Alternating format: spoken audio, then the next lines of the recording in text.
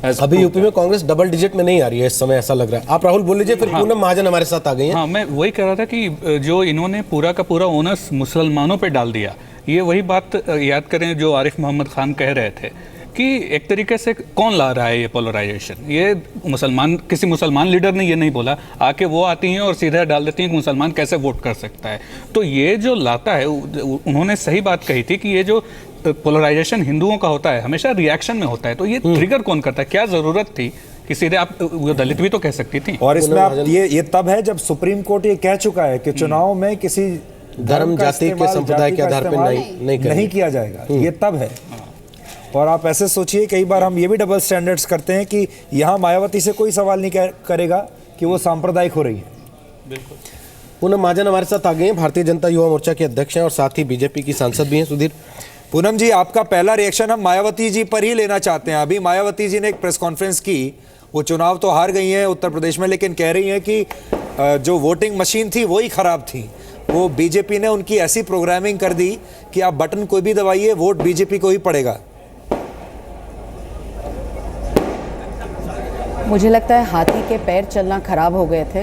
और मुझे इस बात पे 2004 के चुनाव याद है। जब 2004 के चुनाव हम हारे थे तो बहुत ग्रेशियसली मेरे पिताजी ने और भारतीय जनता पार्टी में हमने आके ये कहा था कि ठीक है, लोकतंत्र में लोगों ने ये विश्वास दिया है कि आज हम ऑपोजिशन में बैठे।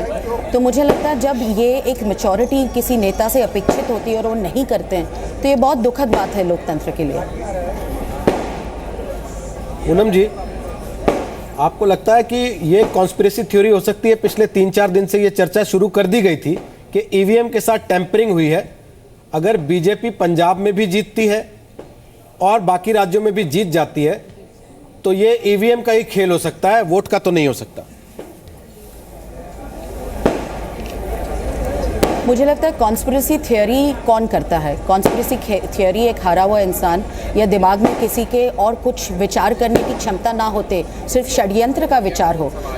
आप देश की जनता की इंटेलेक्ट को, वोटर के इंटेलेक्ट को, उनके विचारों को नकार रहे हैं कि जिन्होंने भाजपा को समर्थन दिया है। ये तो मुझे लगता है आप लोकतंत्र का विषय के विरोध में बात कर रहे हैं। तो मुझे लगता है ये कोई टैंपरिंग, ये खेल हारने के बाद बच्चे कहते हैं नहीं मेरी गलती नहीं थी, तुमने किया। तो ये बहुत बचकानी बातें होती हैं। और समझो कोई विषय आपको आगे बढ़ाना हो तो उसके पीछे अभ्यास या कोई उदाहरण या ऐसी कोई चीज़ है जिससे पता चले। सिर्फ मुझे लगता है हवा में बात करना अच्छी बात नहीं है। चलिए, धन्यवाद पूनम जी, आप हमारे साथ जुड़ी हैं उसके लिए। हम एक छोटे से ब्रेक पर जा रहे हैं। ब्रेक के बाद सीपी सिंह साहब के पास आएंगे।